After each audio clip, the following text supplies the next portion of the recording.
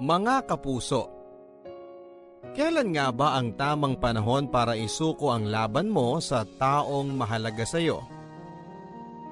Kailan nga ba ang tamang panahon para sabihing, ayoko na o suko na ako? Kailan ka nga ba makakaramdam ng totoong pagod para maging dahilan para bitawan na ang kanyang kamay at talikuran na siya ng tuluyan? Magagawa mo ba ito? Makakaya mo bang sukuan ang laban na matagal mo ding pinaghirapan? Magagawa mo ba itong sukuan habang nakatingin ka sa mga mata niya at sinasabing ayaw mo na? Pakinggan po natin ang kwento ng ating kabarangay na si Noel at ang kwento ng kanyang pagsuko. Kanino ba siya sumuko? Bakit siya sumuko? Bakit kailangan niyang sumuko? Alamin natin yan sa mga kwento ng pag-ibig, buhay at pag-asa dito sa Barangay Love Stories. Dear Papa Dudut, pasado 1:00 na ng madaling araw. Para sa mga normal na mga bata, ganitong oras ay himbing na dapat sa tulog. At naghahanda na para sa pagpasok sa klase pero ibahin niyo ako. Sa ganitong oras, Papa Dudut, ay gising na gising ako. Kailangan kong gumising sa ganitong oras para tulungan ng tatay ko. Tulungan ng tatay kong patahimikin ng nanay ko na nagwawala sa kabilang bakanteng kwarto. Kailangan kong hawakan ng lubid na itatali sa kanyang mga kamay at paa. Kailangan kong iabot ang lumang panyo o minsan ay puting basahan para ipangpusal sa bibig niya. Para tumigil ito sa kakasigaw. Minsan ginagamit ko rin ang panyong ito na ipangpuna sa mga luha niya. Pero mas madalas ang panyong ito ay napupunta lamang sa bibig niya. Hirap kami lagi ni Papa na patahimikin siya. Basta sumasapit ang madaling araw ay nagwawala na ito na akala mo'y kinakatay na baboy. At kahit pa sinarado na namin ang lahat ng bintana sa aming bahay at pinalibutan na ng mga tray ng itlog ang buong kwarto, kung saan siya andon ay naririnig pa rin sa labas ang kanyang ingay. Kaya si Papa, wala nang ibang nagawa kundi ang busalan siya. Nakita ko lahat yon mula pagkabata. Pati kung paano niya itali na parang aso.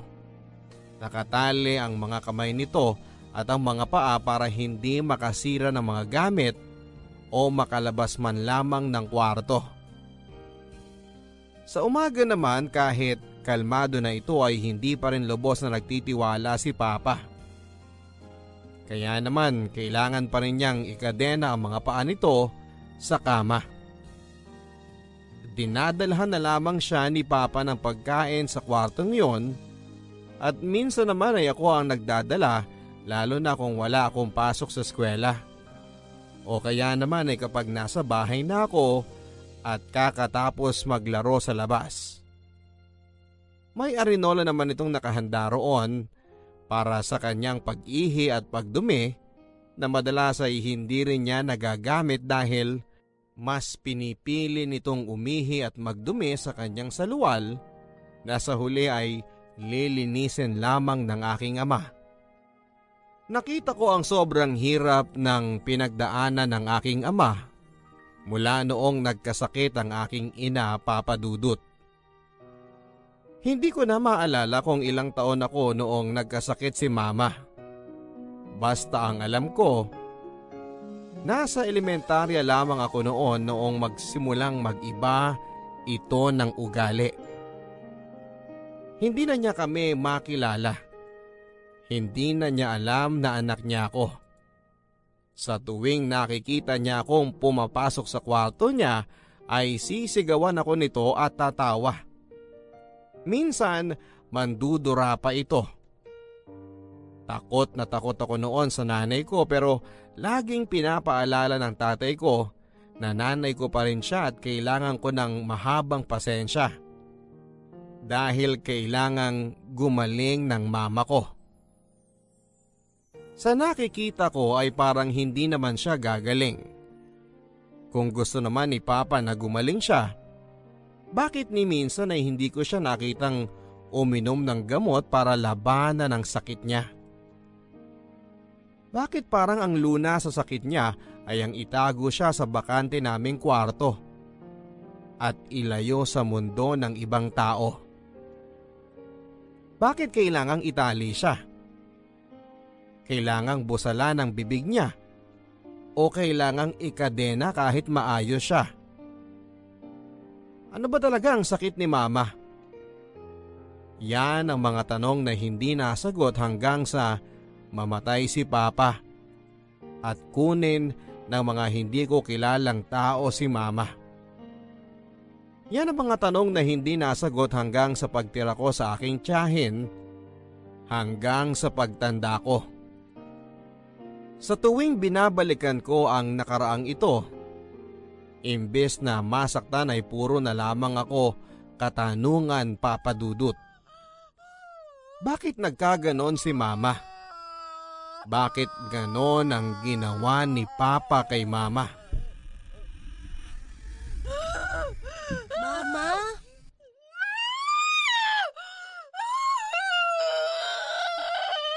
May kailangan po ba kayo? Gutom po ba kayo? Mama, ano pong gusto niyo, Mama? Huwag po kayong maingay. Maririnig kayo ni Papa.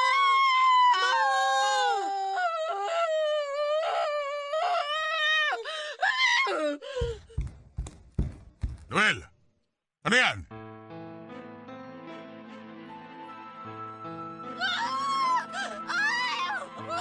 Pa!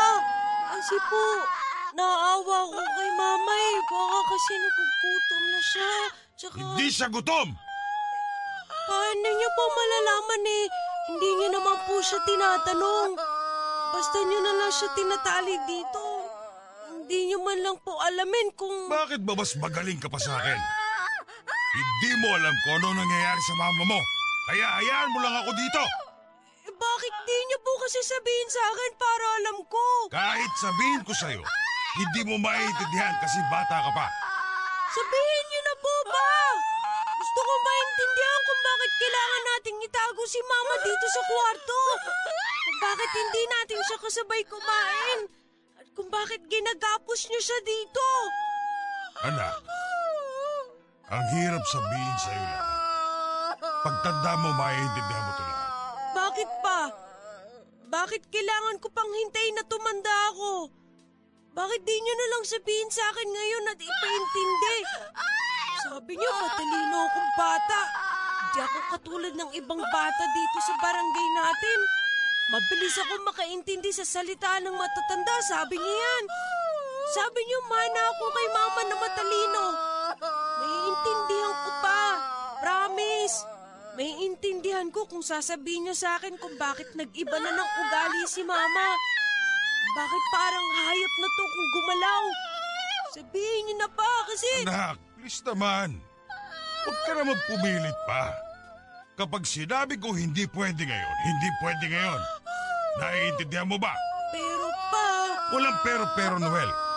Kunin mo na itali sa ilalim ng takip ng LPG. Tulungan mo ko itali nanay mo. Pero pa...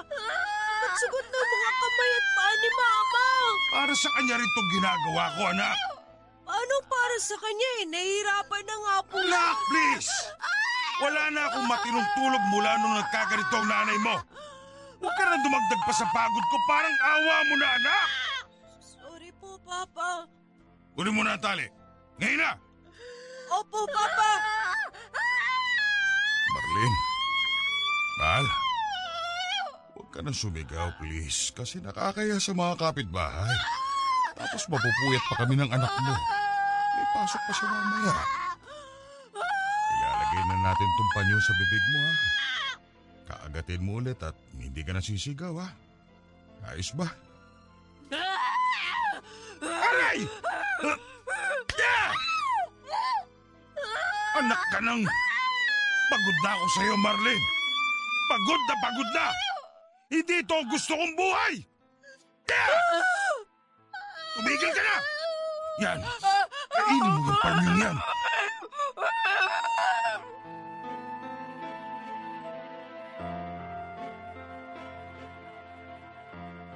Ang hindi alam ni Papa noon ay nakita ko siya sa ilang beses niyang pagsampal kay Mama, na dinadagdagan pa niya ng tadyak sa hita nang pilit na lumaban si Mama sa kanya.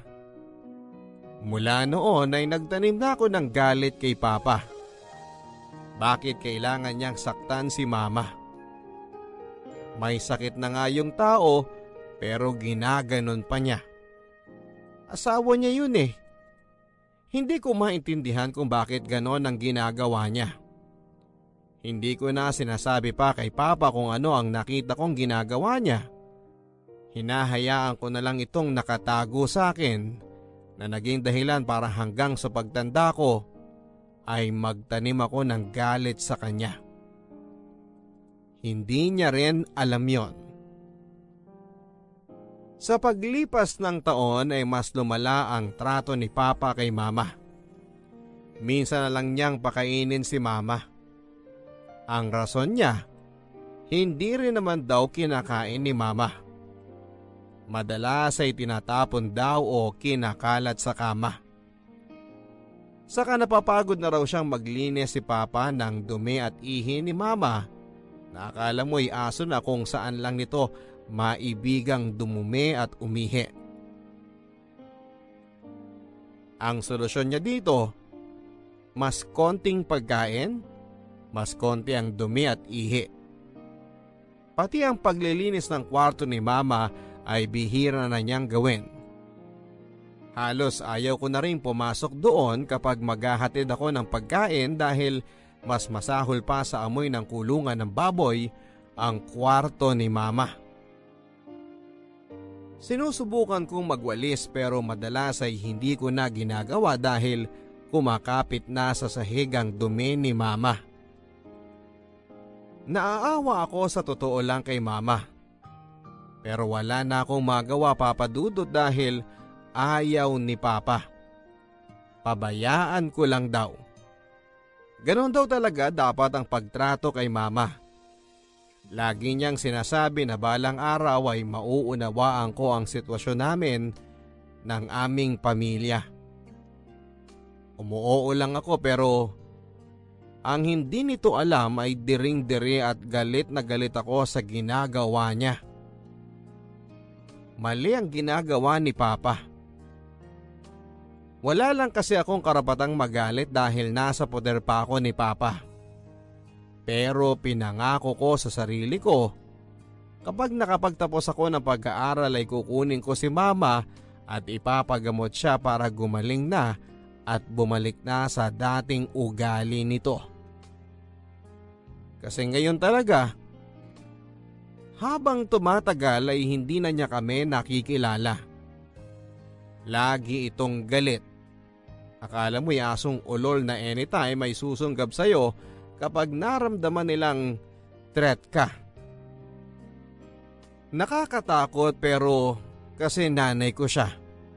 Dapat ko pa rin ipakita ang simpatya at pagmamahal sa kanya na hindi na halos ginagawa pa ni Papa. Madalas niya itong saktan, sinasampal, sinusuntok sa braso at tinatadyakan sa balakang. Lagi na itong nakatali. Ang mga sugat sa bandang pulso niya ay dahil sa higpit ng palagiang pagtali sa kanya. Nangangamoy na rin ang mga sugat na yon na hindi na gumagaling dahil hindi naman nililinisan ni Papa o nilalagyan man lang ng alkohol. Wala. Pinabayaan na ni Papa si Mama. Gusto ko mang gamutin yon ay hindi ko magawa, Papa Dudut. Dahil nga sa tuwing lalapit ako kay Mama, ay para itong asong ulol na bigla na lang mangangagat at mananakit at nakakatakot. Nang tumagal ay nilimitahan na rin ni Papa ang pagpapapasok sa akin sa loob ng kwarto ni Mama. Hayaan ko na lang daw dahil kapag nakikita ako nito ay nagsusumigaw ito at parang humihingi ng tulong. Yung tulong na alam kong hindi ko maibibigay sa kanya. Kaya naman sa dasal ko na lamang dinaraan ang lahat. Pinagdarasal ko na sana kung sakali mang hindi gumaling si Mama ay makagawa ito ng paraan para makatakas kay Papa. O kaya naman sana ay bilisan pa ang pagdaan ng panahon para makapagtapos na ako ng pag-aaral at maialis ko na siya sa poder ni Papa. Pero hindi nangyari yon. Dahil 1 taon bago ako graduate sa high school ay natagpuan ko na lamang si Papa na nakasabit sa punong akasya sa labas ng aming bahay. Isang madaling araw ng Martes. Nagpakamatay ito.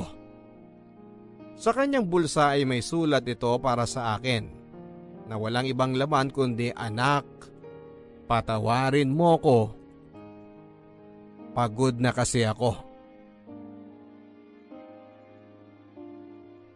Nang nakita ko nga yun ay pumasok agad ako sa bahay. Pumasok sa kwarto ni Mama, tulog pa ito. Hindi ko alam kung ano ang gagawin. Sasabihin ko ba sa kanya na patay na si Papa? Maiintindihan kaya niya? Wala akong ibang nagawa noon kundi ang umiyak ng umiyak. Pakiramdam ko ay mag-isa na lamang ako sa mundo ngayon na wala na si Papa. Alam ko nagalit ako sa kanya, pero hindi ko lang inaasahan na maaga itong mawawala at maiiwang kaming dalawa ni Mama. Si Mama na halos hindi na ako kilala. Kaya ko ba siyang buhayin tulad ng ginagawa ni Papa sa amin? Gulong-gulo ako, Papa Dudut. Pinagod ko ang sarili ko sa kakaiyak hanggang sa magising si Mama. Natakot ako noon, baka saktan ako nito lalo na't nakatabi ako sa kanya. Pero sa unang pagkakataon, mula noong nagkasakit ito ay tumingin siya sa akin at sinabayan ako sa mahinang pag-iyak. At saka ako nito niyakap at hinele sa pamilyar na kanta na lagi niyang pinanghihele sa akin noong bata pa lamang ako.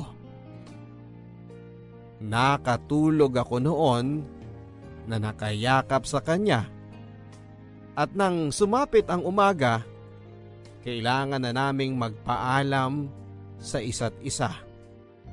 Nakita ng mga kapitbahay ang bangkay ni Papa na nakasabit noon sa puno. Sila ang nagsumbong sa barangay at agad-agad ay pinuntahan ito at nagtawag na rin ang pulis at ambulansya. Napuno ng mga tao ang bahay namin.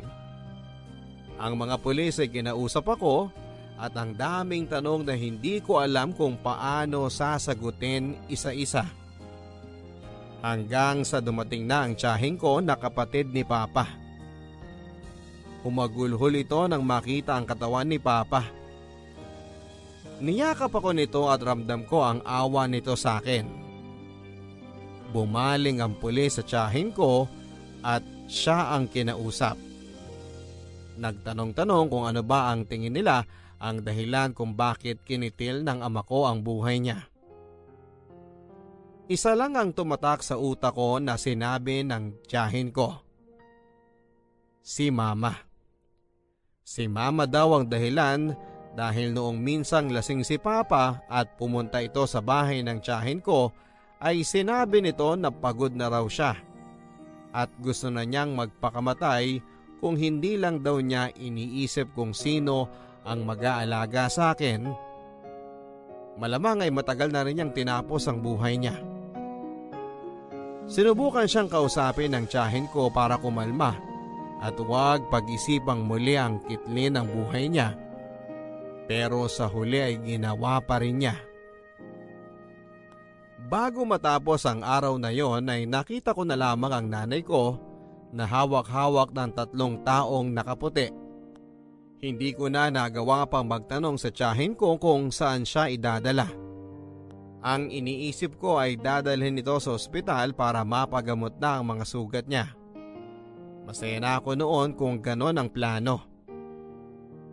Bago matapos ang araw na yon ay inempake ng tiyahin ko ang mga damit ko at inuwi ako sa bahay niya. Doon na rin binurol ang tatay ko. Hindi ko alam kung ano pa ang susunod na mangyayari. Basta ang alam ko, matapos ang libing ng tatay ko, ay sa aking tiyahin na ako titira. 2 lang kami sa bahay niya. Matanda na siyang dalaga at masaya ito na andun ako para makasama siya. Nang banggitin ko na mas magiging masaya kung kasama si mama ay hindi ito nagsalita. Sa mga sumunod na araw ay nahiya na ako magtanong tungkol kay mama. Dahil alam kong hindi komportableng sumagot ang tiyahin ko. Hanggang sa nakasanayan ko nang huwag magtanong pa tungkol sa aking mga magulang.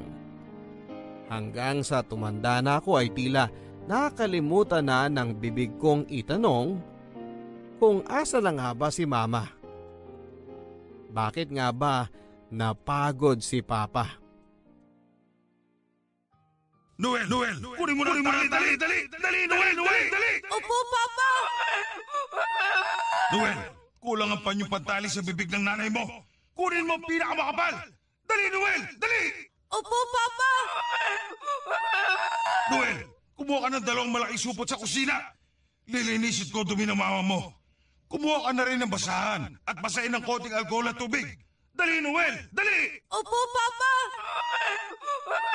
Noel, huwag mo masyadong bigyan ng kanin ng nanay mo. Kontihan mo rin ng tubig para hindi siya tumumi na tumumi. Nakakapagod maglinis. Kunin mo yung tirang galunggong sa mesa at himahin mo. Dali, Noel! Dali! Opo, Papa! Noel, higpitan mo pa ang tali sa kamay at parang nanay mo para hindi siya makatakas. Huwag mong intindihin ang mga sugat niya sa pulso. Matutuyo rin yan. Kunin mo ang kadena sa ilalim ng takip ng LPG. Dali, Noel! Dali! Opo, Papa! Noel, tatapusin ko na ang sarili ko. Kayanin mo mag-isa nang wala ako. Huwag mo nang balikan pa ang mama mo. Tumakbo ka na! Dali, Noel! Dali! Noel! Noel! Noel! Noel! Noel! Noel! Gumising ka! Opo, Papa! Nananaginip ka na naman. Sandali at kukuha ako ng tubig. Huwag na. Huwag na. Tingnan mo nga pawis na pawis ka. Mauubusan ka ng likido niyan sa katawan. 2 beses ka nang nananaginip ng ganyan. Sandali lang to. Huwag. Huwag mo akong iwan, Mori, please. Dito ka lang. Please. Ano ba kasing napapanaginipan mo para maintindihan kita? Wala yun. Madalas lang siguro akong bangungutin kasi hindi ako natutunawan ng kinakain sa gabi. Sabi naman sa'yo, huwag ka agad matutulog pagkatapos kumain Hindi na mauulit. Ano, kaya mo na bang matulog ulit? O kailangan mo munang bumangon? Pwede tayong pumunta sa sala at pagtitimpla kita ng gatas. Hindi na. Dito na lang tayo sa kwarto. Ayoko na lumabas. Baka mas lalo akong hindi antokin eh. Huwag ka munang matutulog kasi sariwa pa sa utak mo yung napanaginipan mo. Mag-usap muna tayo, kahit 10 minutes lang. Ibahin mo yung laman ng utak mo. Ano naman bang pag-uusapan natin? Ano kaya? Alam ko na. Pag-usapan natin Ang ano? ang pangalan na magiging baby natin. Gabi-gabi na lang natin yung pinag-uusapan. Bakit? Sawa ka na ba? Hindi naman, pero masasabi na ata natin lahat ng pangalan sa mundo, pero hindi pa rin natin mapili ang gusto mo. Ganito na lang. Kapag lalaki ang anak natin, isusunod ko sa pangalan ng tatay ko. At kapag babae, isusunod natin sa pangalan ng mama mo. Hindi. Ayoko. Bakit? Iba na lang. Hindi maganda ang pangalan ng nanay ko. Oo, sige, baliktarin natin. Kapag babae, pangalan ng nanay ko. At kapag lalaki, pangalan ng tatay mo. Huwag! Bakit ka galit? No, hindi ako galit. Sorry, nabigla lang ako. Alam mo, Noel, gusto kong maintindihan kung bakit ka galit sa mga magulang mo. Lalo na sa tatay mo. At magagawa ko lang yon kapag kinuwento mo na sa akin na naging buhay ninyo. Matulog na tayo. Maaga pa tayo mamaya. Mahal kita. Mahal din kita.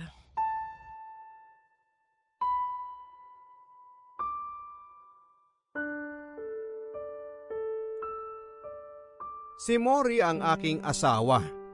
Si Mori ang naging dahilan para hindi na ako matakot sa mundo ko. Siya ang nagsilbing anghel sa buhay ko na dinaan ako sa tamang landas. Hindi man niya alam ang tungkol sa buhay ko ay iniintindi pa rin ako nito ng buong buo. Kahit kanino ay hindi ko magawang ikwento ang naging buhay ko noon sa piling ng aking mga magulang. Ang nakaraan ko ay mananatiling nakaraan para sa akin. At kahit kailan ay hindi ko na ito idadala sa aking kasalukuyan at hindi ko na balak bitbitin pa sa aking kinabukasan. Ito lang ang madalas kong sinasabi kay Mori sa tuwing mapapadako ang usapan tungkol sa aking pamilya. Mabuti na lang at dumating siya. At least, alam kong meron din palang isang taong pwedeng manatili sa buhay ko at hindi yon gagawing komplikado. Nakilala ko si Mori sa Facebook. Inad ko siya noon nang makita ko ang mukha niya na lumabas sa People You May Know sa Facebook. Nagandahan ako sa kanya. Maganda nga naman talaga si Mori. Bilugan at malalim ang kanyang mga mata. Manipis at makipot ang kanyang labi na hindi niya pinapahira ng lipstick kahit kailan. Maputi ito at maliit ang mukha na parang manika. May kulay na brown ang kanyang buhok na bahagyang nakikipag-agawan sa kanyang itim na kulay na buhok. Akala ko nga ay hindi niya i-accept ang friend request ko. Madalas nga ay like lang ako ng like sa mga pictures niya. Madalas kasi itong mag-selfie. Minsan ay nagko-comment ako sa selfie niya pero ilalike lang nito ang comment ko pero hindi naman magre-reply. Kaya naman tinigilan ko na yon at nakontento na lamang sa pag-like ng mga pictures niya. Hanggang sa isang araw ay mag-post ako ng tungkol sa depression at kung paano ito nilalabanan ng mga tao. 3 magkakasunod yon. Lungkot na lungkot kasi ako noon ng mga oras na yon at tanging Facebook lang ang paraan para mailabas ko ang lungkot ko. Wala naman akong inaasahang may makakapansin nito dahil madalas lahat naman ng mga post ko ay hindi napapansin ng mga friends ko sa Facebook. Pero hindi si Mori. Hindi ito nag-comment sa post kong yon pero nag-PM siya sa akin at sinabing kung ano man daw ang pinagdaraanan ko ay malalagpasan ko yon. Kapit lang kay Lord at may kasama pang heart ang message niya. Sa mga sinabi niyang yon ay gumaan ang pakiramdam ko. Nag-reply ako ng salamat at hindi doon natapos ang aming usapan. Tumagal ito ng magdamag hanggang sa umabot kinabukasan. Hanggang ito ay naging araw-araw na. Doon kami nagsimula. Doon namin nakita na compatible kami. Pareho kaming gusto lagi na mag-isa at pareho kami na may gustong kanta. Pareho kaming dinadaganan ng depression at pareho kaming nagtutulungan para malabanan ito. Hanggang isang araw ay naging kami na. Hanggang isang araw ay hindi namin napansin na umabot na pala kami ng 5 taon. Hanggang isang araw ay hinihintay ko na lang siya sa harap ng altar habang lumalakad ito, suot ang puti niya na wedding gown.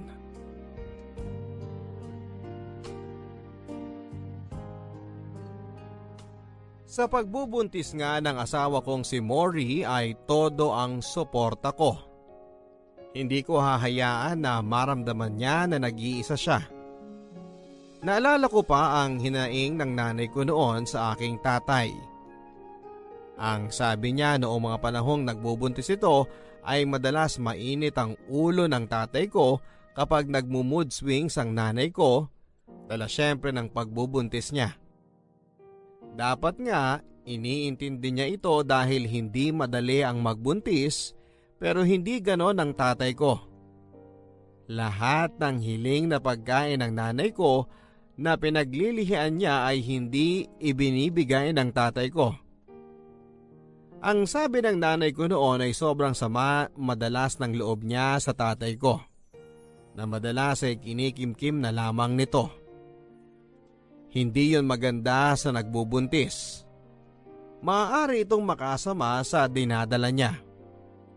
Mabuti na lamang at maayos akong nailabas ng nanay ko sa mundong ito. Nanay ko na rin ang may gusto na hindi ako sundan pa. Ayaw na niyang madagdagan pa ng isang anak kahit gusto pa ng aking tatay. Palibhasa ay wala naman daw mag-aalaga sa kanya sa panahon ng pagbubuntis niya. Mas maganda nang ako lang ang maging anak niya, kaya nga pinangako ko sa sarili ko na kapag ako ang nag-asawa, hindi ko papasamain ang loob niya, lalo na sa mga panahong magbubuntis ito. Lahat ay ibibigay ko, Papa Dudut, hindi gaya ng ama ko na naging madamot sa nanay ko. Aalagaan ko ang aking pamilya na meron ako at sisiguraduhin ko yon. Ayoko magaya sa mga magulang ko. Ni minsan ay hindi ko naramdaman ang pagmamahala nilang dalawa sa loob ng dati naming tirahan. Sa paglipas ng mga buwan ay sumasabay na ring lumalaki ang tiyan ni Mori. Sobrang excited na akong lumabas ang una naming anak sa mundong ito. Marami akong ikikwento sa kanya at marami akong ituturo at marami akong pagmamahal sa puso ko na ibabahagi ko sa kanya. Maraming beses ako nitong nasisigawan dahil nga napaglilihan niya ako.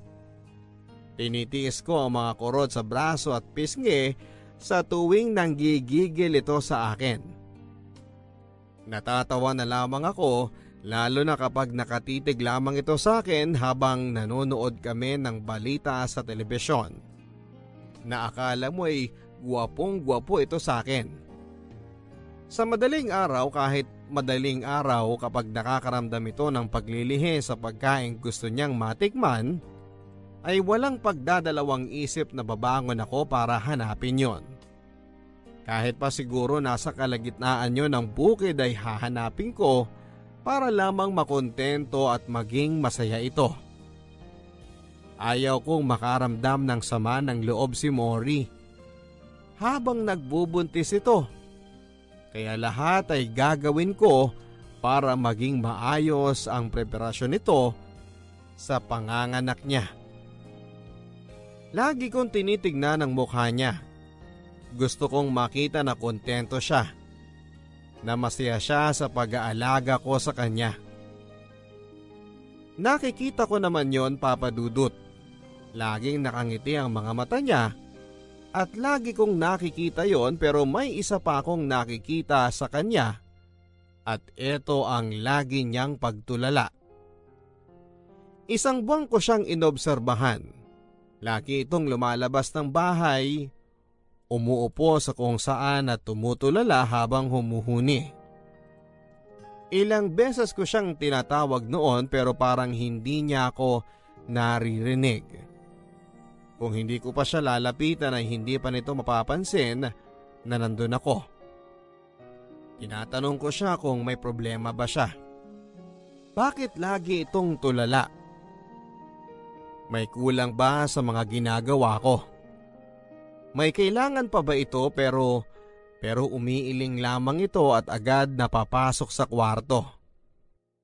Ramdam kong may problema ito na hindi niya masabi.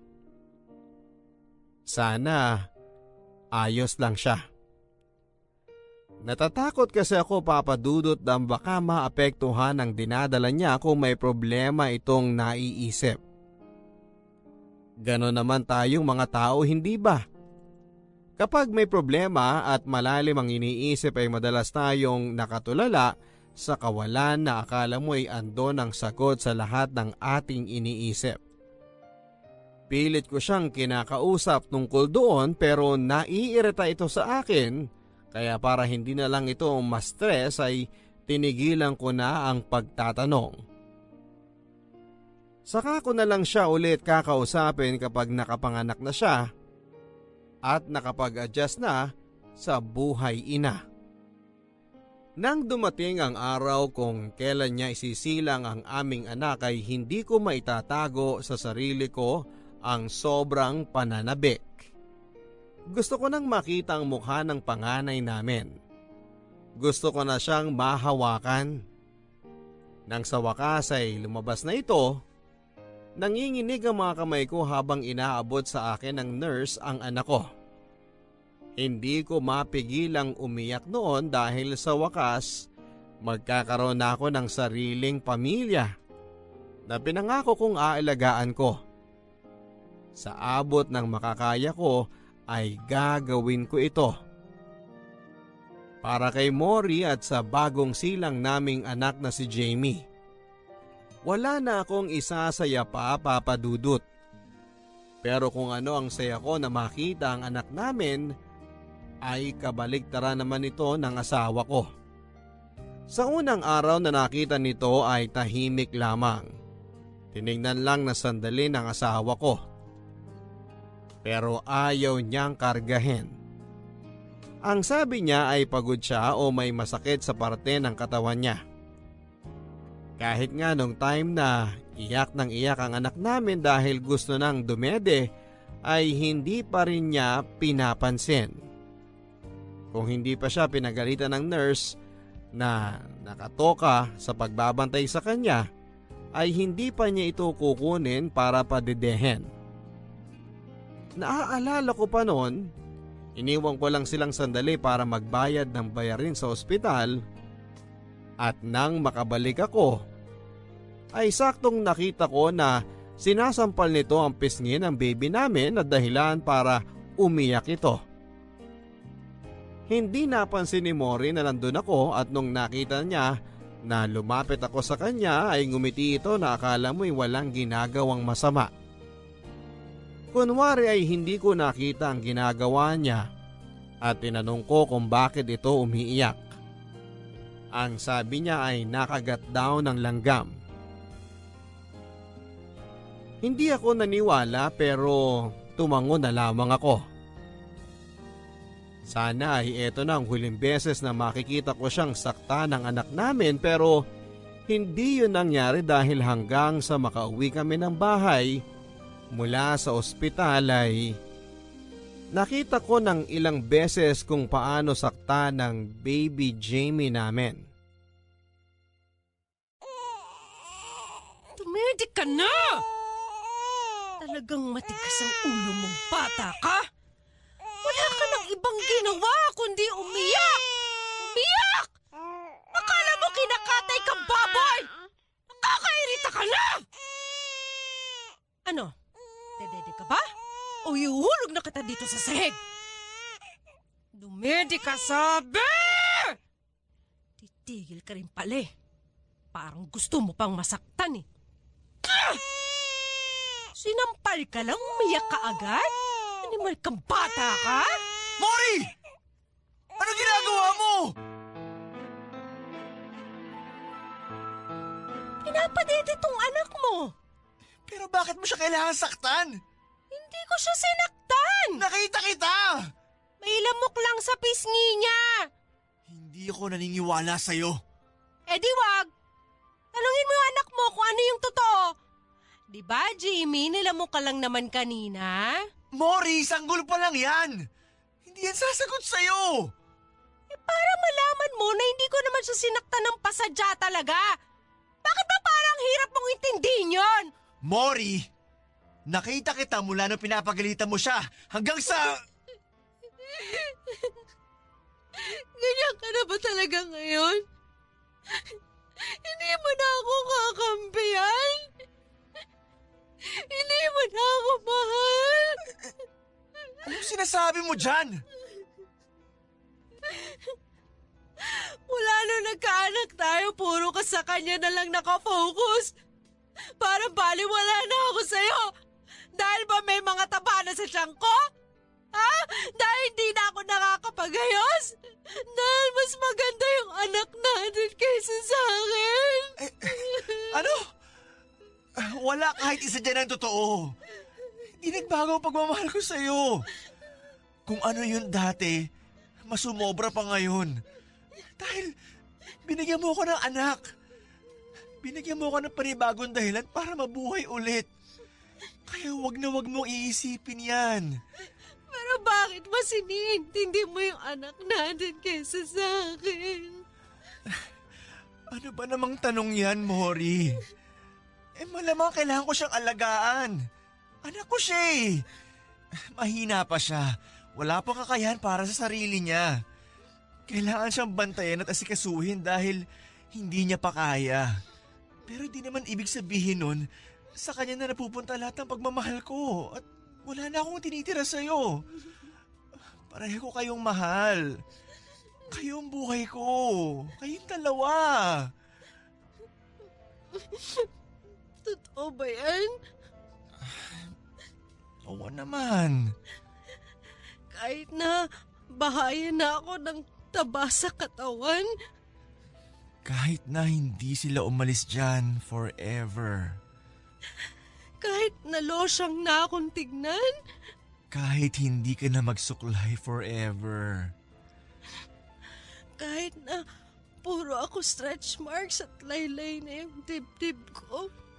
Ang stretch marks mo ang marka mo bilang tunay na babae. Nakakaganda yan. Mas gumanda ka dahil dyan. Ang hirap maging ina, Noel. Alam ko yun.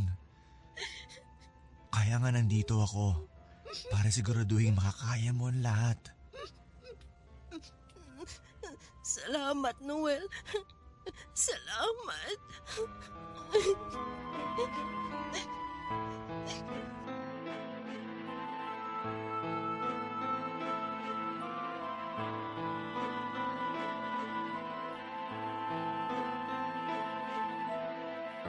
At para nga hindi maramdaman ni Mori ang insekuridad sa kanyang katawan, ay mas dinoble ko ang pag-aalaga sa kanya. Mas pinaparamdam ko sa kanya na siya pa rin ang pinakamagandang babae para sa akin. Unti-unti ay nakikita ko naman ang pagbabago sa kanya. Pero noong tumatagal ay nagbalik ito sa dati. Maraming beses ko siyang nahuhuling sinasaktan ng baby Jamie namin. May kurot, sampal, batok at hila. Nagre-research ako tungkol dito at nagtatanong-tanong kung bakit nga ba ito nagagawa ng isang ina. Ang sabi ay postpartum depression o kung mas malala postpartum psychosis na ang sakit niya.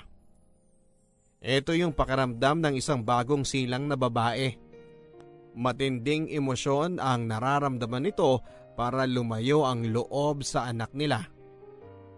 Nalulungkot o naiinis kapag nakikita ang anak kaya malayo ang loob nito.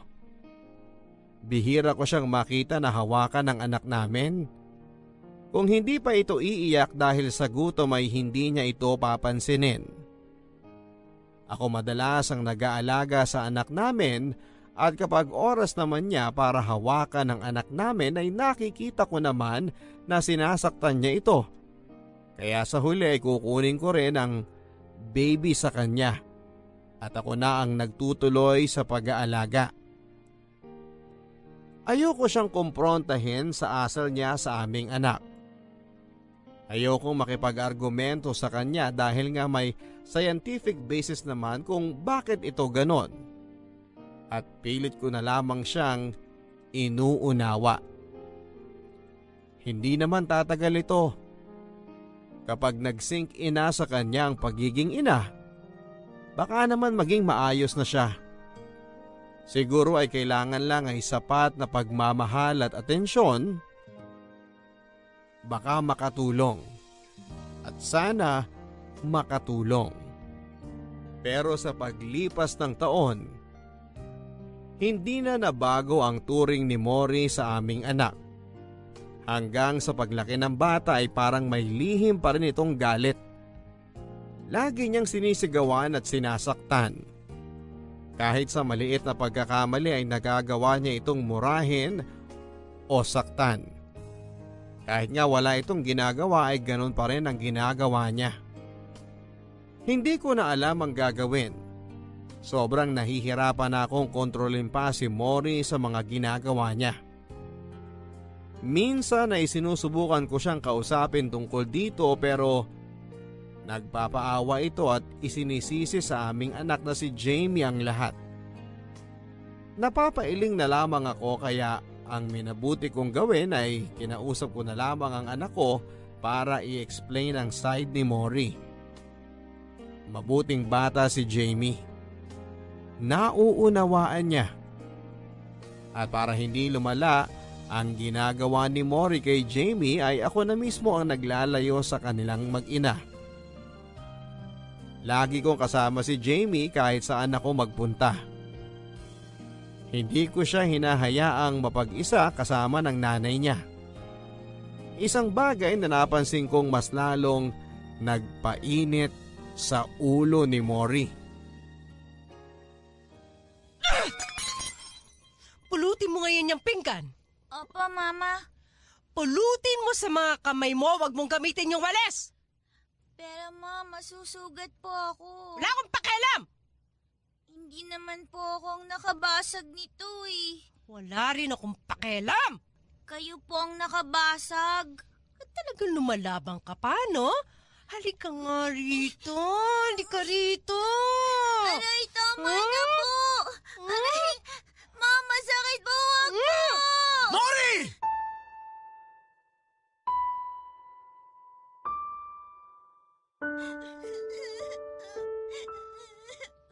Mori! Ano naman ba to?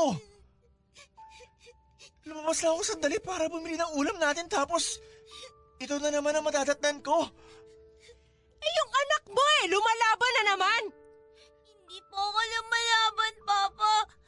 Binasag niya po yung plato tapos pinapapulot sa akin. Pero hindi mo pinulot, di ba? Kasi Papa, gusto niya pulutin ko. Ayaw niya walisan ko. Bakit mo naman sinabi yun, Mori? Sana nagbibiro ka lang.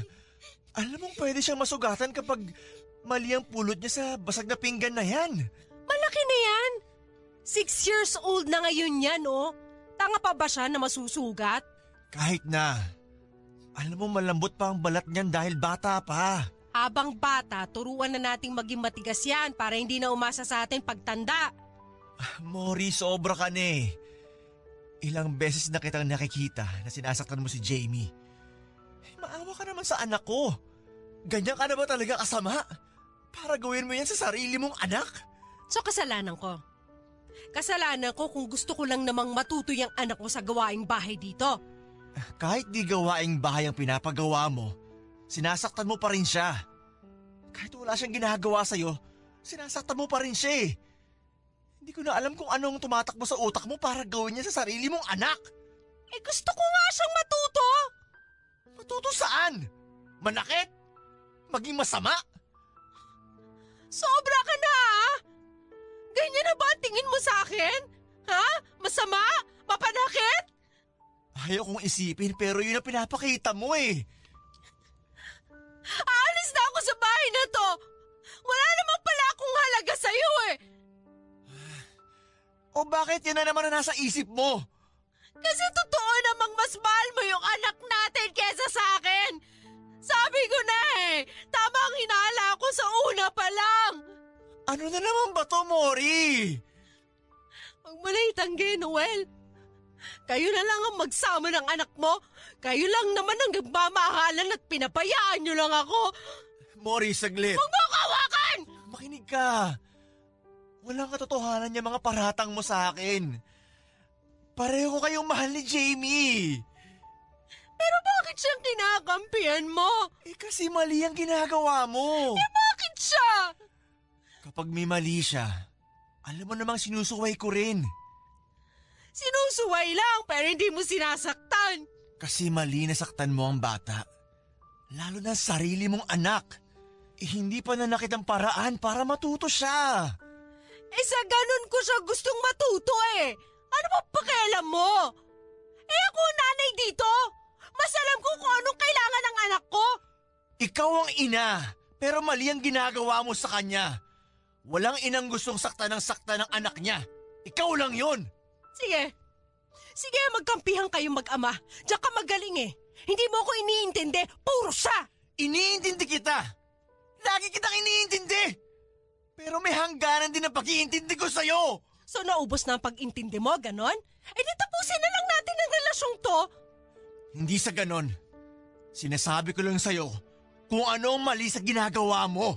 Eh di mali na ako. Ikaw na lagi ang tama. Magsama kayo ng anak mo. Alis na ako! Hindi nyo na ako kailangan talaga dito. Mori, Huwag mo ko hawakan, sabi. sorry na, mali. Mali ang nasabi ko, sorry. Sino kakampihan mo sa amin ngayon ang anak mo? Ikaw. Mali! Si Jamie, di ba? Oo. Good! Ilayo mo na sa akin yung batang yan kung ayaw mo akong ma-stress. Anak, sorry ha. Okay lang po, Papa. Sana maintindihan mo ang papa. Opo naman. Magiging maayos din to. Gagawa ko ng paraan, ha?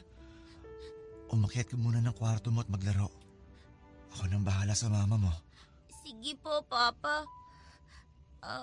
Papa, Yes, anak? sorry po ah. Sorry para saan? Kasi dahil sa akin nag-aaway kayo ni Mama lagi. Hindi anak. Hindi ikaw ang dahilan kung bakit kami nag-aaway ni mama mo. Eh siya naman po yung nagsabi. Huwag mo nang intindihin yon. Galit lang si mama, kaya kung ano-ano nasasabi. Okay po, Papa. O sige, umakyat ka na bago ka pa makita ng mama mo dito. Ilak mo ang kwarto mo ha. Yes, Papa.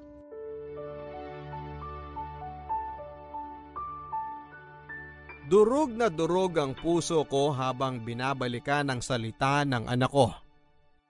Sinisisi niya ang sarili niya dahil sa naging away namin ni Mori na kung tutuusin ay biktima lamang siya ng galit ni Mori. Hindi ko na talaga alam kung paano ang dapat gawin sa ugali ni Mori. Hindi naman ito ganito dati. Maayos siya. Kaya nga napamahal ako sa kanya ng todo. Pero nang nagkaanak na kami, nang dumating sa buhay namin si Jamie ay nag-iba na ang lahat. Parang pinagseselosan nito ang anak namin. Gusto niya ay siya lang ang mahal ko, ang inaalagaan ko. Gusto niya sa kanya lamang ang atensyon ko.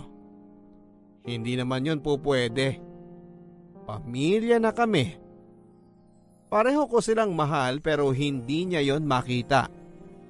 Para siyang nakikipagkompetensya lagi sa anak niya na hindi naman dapat. Sa paglipas ng mga panahon, Papa Dudut, ay ganon pa rin si Mori. Pero mas lumala ito at may ibang ginagawa na hindi ko maipaliwanag kung ano. Madalas ay nagigising ito sa gabi at lumalabas ng bahay at pumupunta sa waiting shed sa kanto. May mga nakakakita na parang may kinakausap daw. Minsan ay pinuntahan ko siya doon isang madaling araw ng Biyernes. Para itong may inaaway sa kawalan. Kinausap ko siya pero agad din niya akong iniwanan at saka tumakbo pabalik ng bahay. Hindi na naulit ang pangyayaring yon sa waiting shed pero sa ibang lugar naman at sa ibang paraan. Nagising ito tulad ng dati. Madaling araw at nagulat na lamang ako nang makita kong sinusunog nito ang upuan namin. Sinisigawan pa niya ito na akala mo'y tao ang kausap niya. Gulat na gulat ako nang makitang malapit nang kumalat ang apoy sa ibang gamit namin kaya dali-dali akong kumuha ng balde ng tubig at ibinuhos doon. Nagalit ito sa akin. Bakit ko raw hindi hinahayaang masunog ang demonyong upuan? Hindi ko alam ang isasagot ko sa kanya. Bakit naman hahayaan kong masunog ang upuan namin at maging dahilan para masunog ang buong bahay namin? Hindi ako nagsalita noon, Papa Dudut. Hinayaan ko siyang mag-explain sa ginawa niya. Hindi ko alam kasi kung paano pumasok sa utak niya para gawin yon. Ang sabi niya ay demonyo raw ang upuan at nung isang araw ay pinagbabantaan ang buhay niya. Tinadyakan pa niya ang upuan at binalibag sa kusina. Lalapitan pa sana nito para sunugin muli pero pinigilan ko na siya. Nagwala ito nang nagwala, Papa Dudut. Panay naman ang tingin ko sa kwarto ng aming anak at kung hindi ko mapatigil sa pagwawala si Mori ay baka magising ito at pagbalingan siyang muli. Pilit ko siyang pinakalma. Pinatahimik at sinakyan ko na lamang ang sinasabi niyang demonyo ang upuan. Kumalma nga ito. Naramdaman niya ata na kakampi ko siya. At para magtuloy-tuloy pa ang kanyang pagkalma ay tinadyakan ko rin ang upuan. Natuwa ito at niyakap ako. Pinagtatadyakan niya uli ang upuan at ginawa ko naman. Natuwa ito. At tumawa ng tumawa na akala mo'y yon ang pinakamasayang nangyayari sa buhay niya. Unang beses kong nakita ang ganong saya sa kanya. At yun din ang unang beses na nakaramdam ako ng takot sa mga nangyayari sa kanya.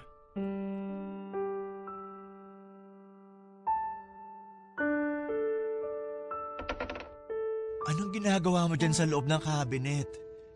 Shh! Huwag ka maingay. Bakit? Doon ka! Doon ka! Mori! Mori, ano ba nangyayari sa'yo? Hinahanap ako ng mga kapatid na demonyo ng upuang pinatay natin, Noel. Kailangan ko magtago. Mori naman. Ano na naman ba yan sinasabi mo? Lumabas ka na dyan at kakain na tayo. Kanina pa kami naghihintay ng anak mo sa labas. Hindi. Huwag ayokong lumabas, Noel. Papatayin nila ako. Susunugin daw ako tulad ng ginawa ko sa kapatid nila. Mori, please. Noel, please, huwag mo akong palabasin dito, please. Please, Mori. Walang mga ano sa'yo dito. Maniwala ka. Pero demonyo yung mga yun. Walang demonyo, Mori. Meron. Yung sinunog ko, demonyo yun. Upuan lang yon, Mori. Hindi. Demonyo yun, maniwala ka. Kitang-kita ko yung mga pula niyang sungay habang tumatawa nang sinusunog ko siya. Alam kong demonyo siya! Mori! Upuan lang yun! Bakit sinabi mo kagabi na demonyo yun? Tinadyakan mo pa nga, di ba? Ginawa ko lang yun para kumalma ka. Pero wala talagang demonyo dito, Mori. Hindi ka naniniwala sa akin? Lahat ng sinabi mo kagabi, biro lang yun? Pinaniwala mo lang ako? Gusto ko lang kumalma ka kasi sigaw ka ng sigaw. Nakakaya sa mga kapitbahay. Malis ka! Mori, please! Hindi ko kailangan ng taong di naniniwala sa akin! Naniniwala ako sa'yo sa maraming bagay pero hindi sa ganito, Mori. Malis ka na! Please, Mori. Lumabas ka na dyan. Natatakot na ako sa'yo. Kung ayaw mo maniwala, okay lang. Basta totoo ang demonyo dito sa bahay at kukunin niya tayo kung di tayo lalaban. Walang dapat labanan. Walang demonyo. Meron! Meron! Meron! Dito lang ako! Hindi ako alis dito! Hahaya ko kayo ng demonyo mong anak na kunin ng mga katulad niyo! Mori! Huwag mo ako hawakan. Kabilang ka sa mga demonyo. Sana ikaw na lang sinulog ko kagabi! Mori! Mori! Mori! Buksan mo to sabi eh! Mori! Papa, ano pong nangyayari? Wala anak. Balik ka na sa pagkainan. Susunod na kami ng mama mo. Nasaan po si Mama? Demonyo kayo! Lumayo na kayo! Huwag kayong lalapit sa akin! Huwag! Huwag! Si Mama po ba yung nasa cabinet? Oo anak. Ano kasi? Ano pong ginagawa niya dyan? Anak, Kinulong niyo po ba si Mama dyan? hindi. Bakit po siya nandyan? Anak, Pa, bakit andyan si Mama? pumunta ka muna sa kwarto mo. Papa! Narinig mo ko, di ba? Pumasok ka sa kwarto mo!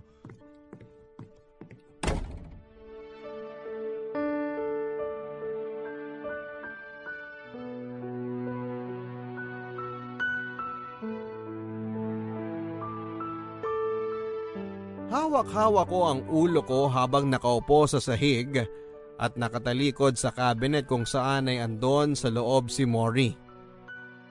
Hindi ko na alam ang gagawin ko. Bakit ganon si Mori? Anong demonyo ang pinagsasasabi niya? Yung upuan namin na sinunog niya ay may mga kapatid pang demonyo at pinapahanap siya. Hindi ko maintindihan. Kahit ang pinakamatalino sigurong tao sa mundo ay hindi siya lubos na mauunawaan. Bukod doon, papadudot, ay meron pa itong mga ginagawa na hindi ko maeksplika. Tulad na lamang noong minsan na nagkasakit ako at tanging siya lamang ang nag-aasikaso ng bahay. Ang akala ko noon ay okay na siya dahil matino ko naman itong nakakausap ng mga nakaraan pero hindi pa pala. Ang sabi niya noon ay magluluto siya ng paborito niyang sinigang na baboy. Tinanong ko pa siya kung nakapamalengke na siya para makapagluto noon at ngumiti lamang ito at hindi naman sumagot. Ang sabi niya ay magpahinga lang daw ako dahil kailangan kong magpalakas. Natulog ako noon sa buong proseso niya ng pagluluto. At nang matapos ito ay tinawag na niya kami ni Jamie para kumain. Hindi ba dapat ang bagong lutong ulam ay maaamoy mo kaagad kapag napapalapit ka na rito? Pero hindi. Iba ang naaamoy ko. Amoy sinunog na lupa.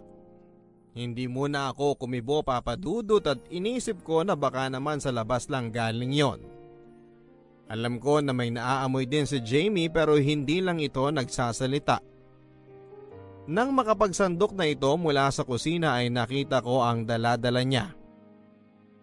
Isang malaking mangkok na may sabaw at kulay lupa ang laman. May mga dahon ng punong akasya itong kasama at ilang pirasong pinutol na kahoy. Nilapag niya yon sa harapan ko. Tumingin ako sa kanya at nagtataka. Tinatanong ko kung ano yon at ang sagot niya ay sinigang daw. Tikman ko na raw bago pa lumamig. Nang salukin ko ang laman ng sinigang na sinasabi niya, ay nakita ko ng mas malapitan kung ano pa ang laman ng mga yon. Bukod sa mga nabanggit ko kanina ay meron din itong lamang plastik ng tigpisong chicherya, mga bulate at bato. Tinitignan ko lamang ito at umupo siya sa tabi ko at inayos ang plato at kutsara ko. Nagkatinginan kami ni Jamie. Diring-diri ako sa mga nakita namin na hinanda niya. Hindi ko kakainin yon. Bakit namin kakainin yon?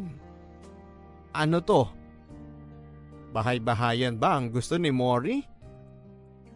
Umiling ako sa kanya at nagalit siya.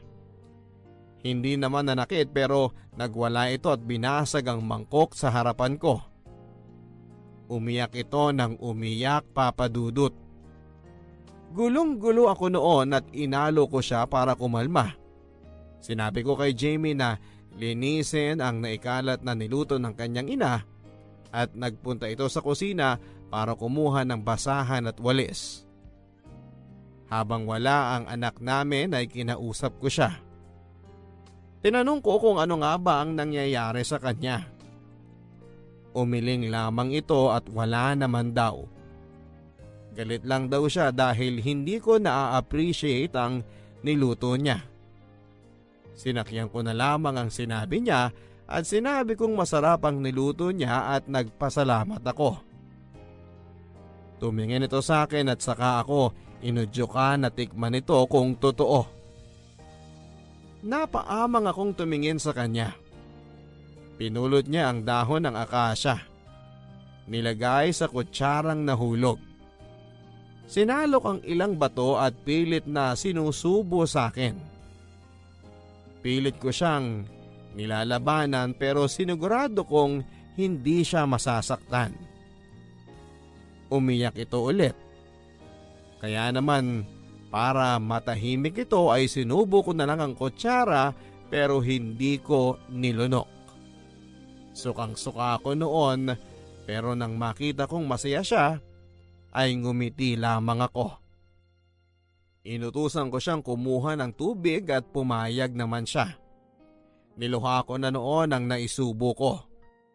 Pawis na pawis ako noon dahil sa pinaghalong takot at pagkalito sa mga nakikita ko.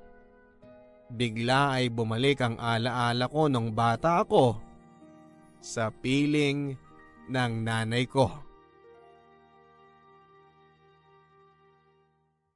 Noel anak, Mama, bakit po? halika dito. Bakit po? Gumawa ako ng merienda. Talaga po? Ano yun, Ma? Ginataang bilo-bilo. Paborito ko yan, Ma! Alam ko, kaya nga niluto ko ngayon eh. Halika na. Asan po si Papa? Lumabas. May siningil atang pautang sa kabilang kanto. Sayang naman, Ma. Hindi niya ito matitikman. Ipagtitira ko naman siya eh. O heto na. Ma. Ano yun anak? Hindi naman po to bilo-bilo. Ano bang hindi? Nakita mong may malagkit eh. Ma, mothballs po to eh. Malagkit yan.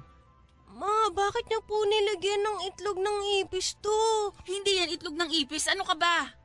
Tignan mo mabuti, sago yan. Yan ang paborito mo. Dinamihan ko na kasi gusto mo yan eh. Ma, kasi bang amoy nito? Parang amoy lupa. Masyado na kasing matanda ang nyug na ginamit ko dyan, kaya ganyan. Huwag ka nang magreklamo. Yan lang nakita ko sa tindahan eh. Pero hindi naman po kayo lumabas kanina, May. Ang dami mong reklamo! Pinaghirapan ko iluto to tapos ganyan ang sasabihin mo? Sorry po, Ma. Kasi po, hindi naman ganito talaga ang bilo-bilo.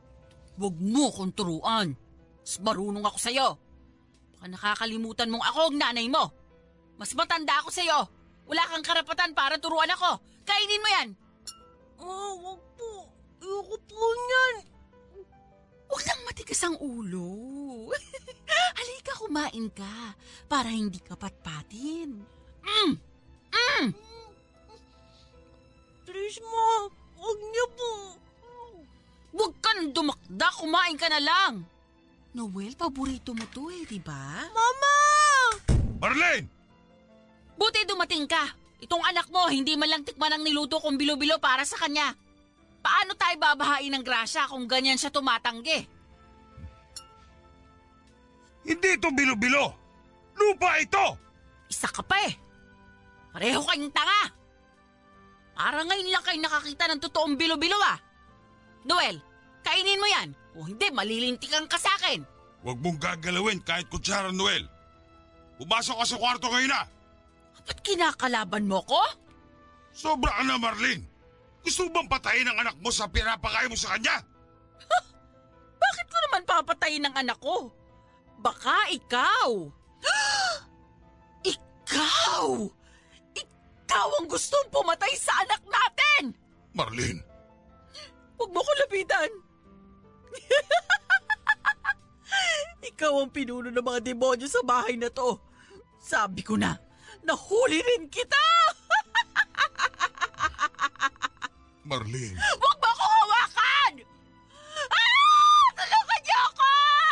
Hawak ako ng demonyo! Tumigil ka na, sabi! Tulungan niyo ako! Papa, ano pong nangyayari? Kunin mo ng tali sa lalagyan ng LPG, Noel! Dali, Noel! Dali! Opo, Papa!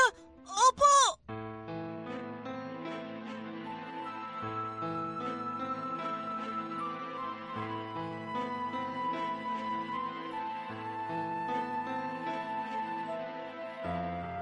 Sa isang iglap ay para akong bumalik sa pagkabata. Para akong bumalik sa madilim kong nakaraan habang pinagmamasdan si Mori. Pareho ba sila ng sakit ng aking ina? Hindi na rin ba ito malulunasan pa? Umiiyak ako noon dahil bigla ay naalala ko ang mga sugat sa kamay at paa ng aking ina dahil sa matagal na pagkakatali. Nakita ko ang mukha nitong madalas ay pawisan dahil sa init ng kwartong pinagkulungan sa kanya. Nakita ko ang madumi niyang damit. Narinig ko ang mga sigaw nito at iyak na naghahalo sa tuwing sasapit ang madaling araw. Sa isang iglap, nang huminga ako ng malalim ay tila naamoy ko ang kwarto kung saan ay nandon ang nanay ko. Amoy bahay ng baboy. Mas malala pa sa amoy ng bahay ng baboy. Mauulit ba ito? Igagapos? Ikukulong at sasaktan ko rin ba si Mori? Gagawin ko ba ang ginawa ng aking ama sa aking ina noong bata pa lamang ako? Hindi. Hindi ko yon gagawin dahil hindi ako katulad ng tatay ko. Hindi ako masamang tao. Mahalaga ang pamilya ko. At yon ang patutunayan ko kay Mori. Hindi ko siya ikukulong. Hindi ko siya itatali. Hindi ko siya sasaktan. Mahal ko si Mori at mahal ko ang pamilya ko. Gagawin ko ang lahat, Papa Dudut, para hindi kami umabot sa ganong punto. Sa pagdaan ng mga araw ay lumala ang sitwasyon ni Mori. Hindi ko siya hinahayaang makita si Jamie dahil baka doble ang gawin nitong pananakit kung sakali. Halos hindi na ako umalis ng bahay noon para mabantayan lamang siya. Dahil minsan po, Papa Dudut, ay pinatawag ako sa barangay isang hapon dahil nireklamo si Mori ng aming kapitbahay. Kinagat daw ni Mori ang tenga ng isang bata na naglalaro sa bakod. Tinawag daw niya ito at nang hindi lumapit ay nagalit si Mori at inakyat ang bakod. Bago pa man makapasok sa loob ng bahay ang bata ay nahuli na kaagad siya ni Mori at saka kinagat sa tenga. Nakita yon ng nanay nito kaya hinampas-hampas niya ng walis tambo si Mori.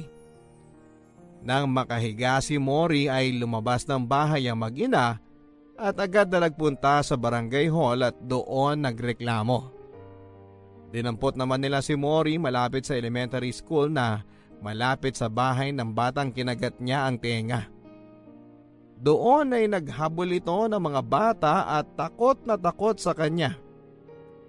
Doon siya kinuha sa tulong ng gwardya ng paaralang yon. Nang makatanggap ako ng tawag mula sa barangay hall ay agad akong umalis sa trabaho. Doon ko nadatnan si Mori na umiiyak. Kinausap ko ito at tinanong kung ano nga ba ang nangyari pero hindi ito sumagot. Ang barangay tanod ang sumagot para sa kanya. Napailing ako sa mga nalaman ko. Nakipag-ayos ako sa nanay ng batang kinagat niya ang tenga. Mabuti na lamang at mabait ito, ako na rin ang nagbayad sa kung ano man ang magagamit sa pagpapacheck up ng bata. Umuwi kami noon at tahimik siya.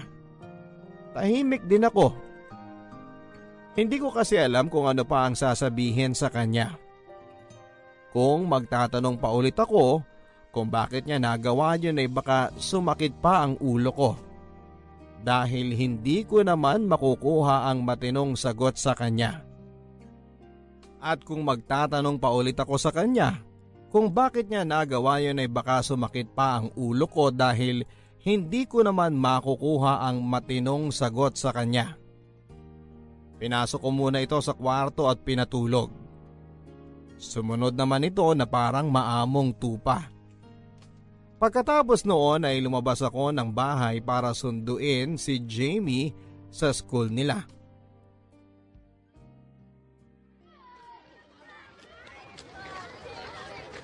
Anak, okay ka lang ba? Opo. Mukhang hindi eh. Kanina ka pa matamlay. Hindi po.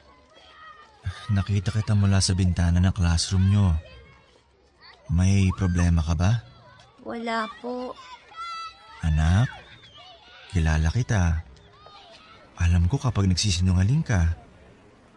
Papa, Yes, anak?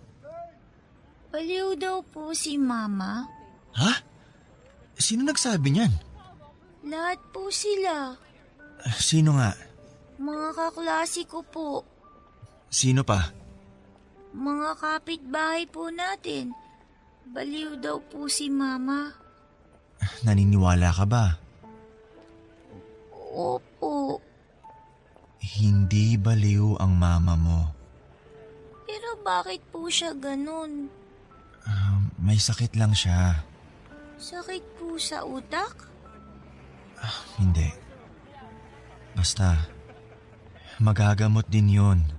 Paano po natin malalaman kung hindi po natin siya papatingin sa doktor? Sabi ng teacher ko dapat ganun. Kapag may sakit, dapat po ipapadoktor. Hindi niya kailangan yun. Ano pong kailangan niya? Pangunawa at pagmamahal. Tapos po gagaling na siya? Sana, Paano po kung hindi? magdadasal tayo. Parang hindi na po kakayanin ng dasal si Mama. Huwag mong sabihin yan. Mama mo siya. Magtiwala ka lang. Gagaling siya. Sorry po. Kasi naman po.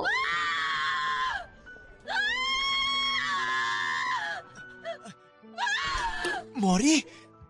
Paano po nangyayari? Dito ka lang sa likuran ko. Natatakot po ako, Papa. Huwag ka matakot.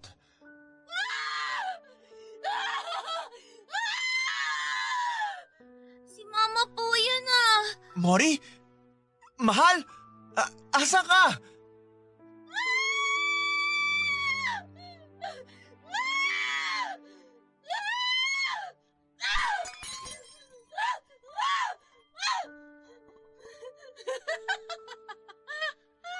Jamie, dito ka lang. Hintayin mo ko dito. Huwag kang aalis dito. Opo, Papa. Mori? Mori! Mori, asan ka? Please, lumabas ka na! Mori! Mahal? Mori,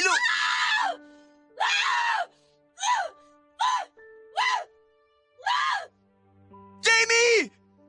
Papa, tulong!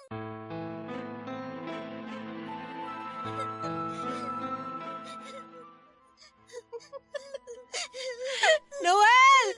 Nahanap ko yung totoong demonyo! Mori! Kunin mo yung gunting! Kakalbuhin ko na to ngayon! Aray, Mama! Bitawan niyo ba ako? Kaya ka! Alam ko nang gagaling sa buhok mong kapangyarihan mo! Hindi mo bang gagamit sa amin yan na pamilya ko? Mori! Anak natin siya! Wala akong anak na demonyo! Ah! Aray! Mama, please, tama na po! Aray! Tama na po, Mama! Aray, Mama, please! Jamie! Mori, bitawan mo siya! Hindi! Hindi ko siya bibitawan! Papantayin ko siya! Pumunta ka na sa kwarto mo, Jamie. Magkulong ka doon. Ako na bahala sa mama mo.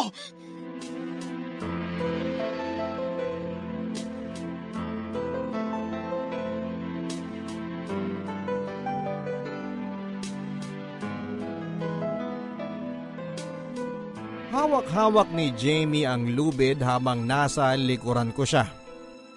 Nanginginig ito. Tulad ko noong bata pa lamang ako at inuutusan ako ng tatay ko na dalhin ang lubid para igapos ang nanay ko noon. Dahan-dahan kaming lumapit sa noon ay napagod na sa kakawalang si Mori. Kinuha ko ang panyo sa aking bulsa. Pinuna sa kanyang mukha na punong-puno ng luha na humalo na sa kanyang pawis. Magulo ang buhok nito. Lagas-lagas na rin dahil pinaghihilan niya ito noong nakaraan. Awang-awa ko noon habang pilit siyang kinakausap. Ayokong umabot sa ganitong punto. Ayoko sanang maulit ang nakaraan ko pero wala na akong ibang choice. Malala na ang sakit ni Mori. Kailangan ko nang gawin ito.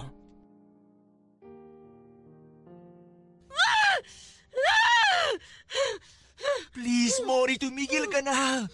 Madaling araw na. Nakakaya sa kapitbahay.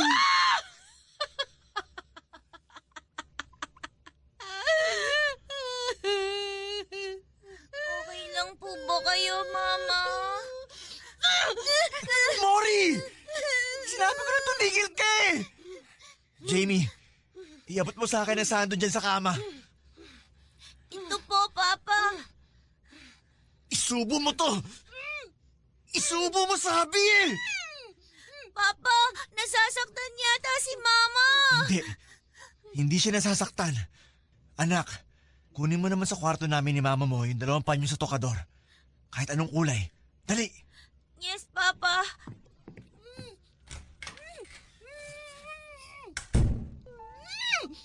Please, huwag mo nang iluwat yung tela. Please, isubo mo na para hindi ka na gumawa ng ingay. Mamaya puntahan na naman tayo ng mga tanod eh. Mori, please. Mori, please, tumahimik ka na.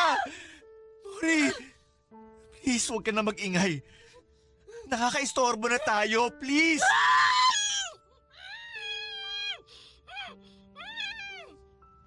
Aray!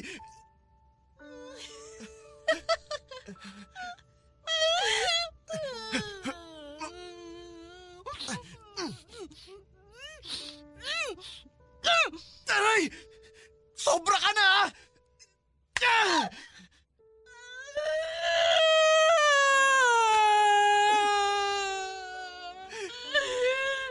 Anak ka nang pagod na ako.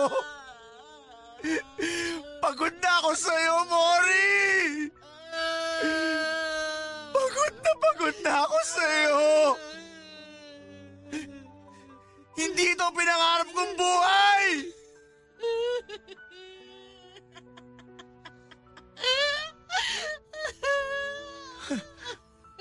Ano nakakatawa, ha?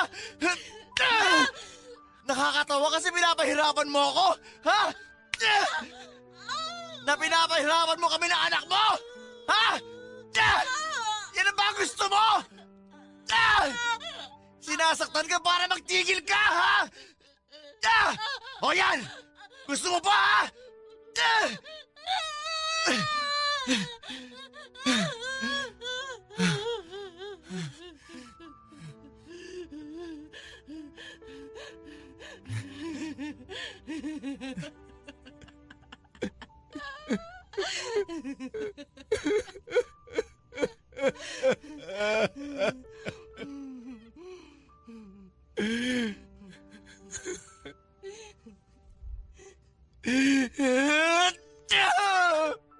Pagod na ako.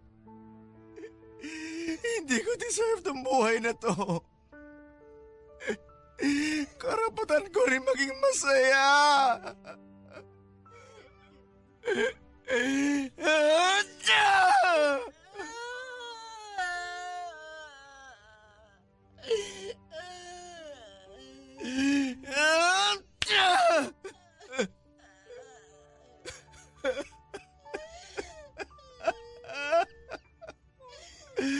Talagang pagod na ako.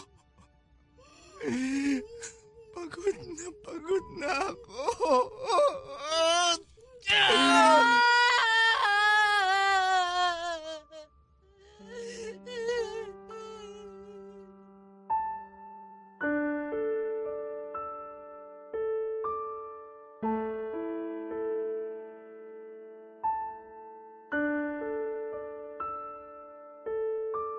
Saksi ang kwartong yon sa pagbabalik ng nakaraan na matagal ko nang tinaguan. Akala ko noon, Papa Dudut, ay noong namatay ang tatay ko at nailayo at napunta sa pagamutan ng nanay ko ay malaya na ako. Malaya na ako mabawi ang kasiyahan ko sa kasalukuyan. Akala ko rin.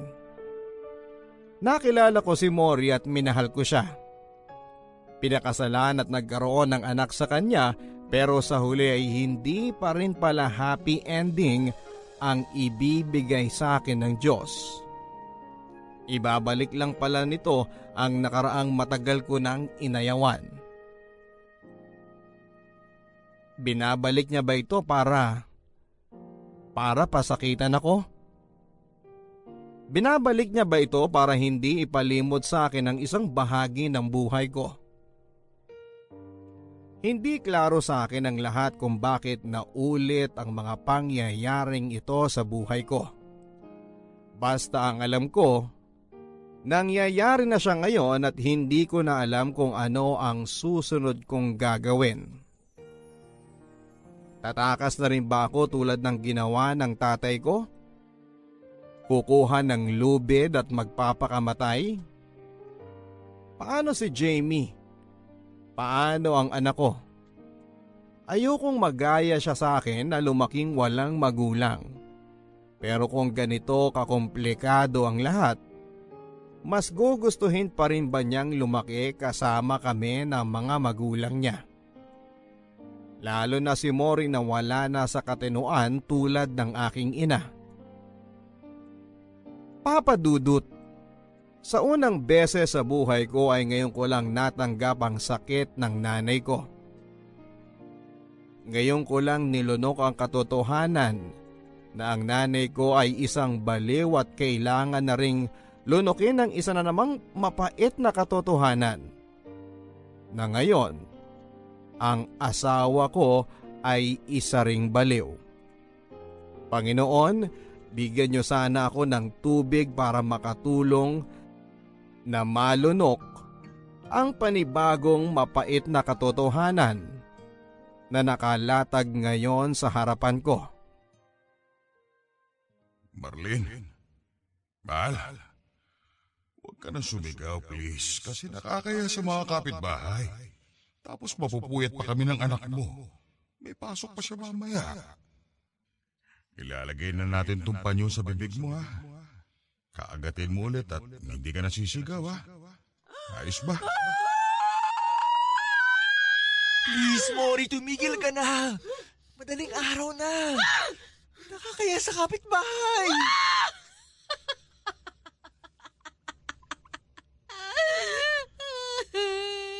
Ilalagay na natin tong panyo sa bibig mo ha. Kaagatin mo ulit at hindi ka nasisigaw ha. Ayos ba? Please, wag mo nang iluwa tong tela. Please, isubo mo na para hindi ka na gumawa ng ingay. Mamaya puntahan na naman tayo ng mga tanod eh. Mori, please. Mori, please, tumahimik ka na. Aray! Anak ka nang... Pagod na ako sa'yo, Marlene. Pagod na! Hindi ito ang gusto kong buhay!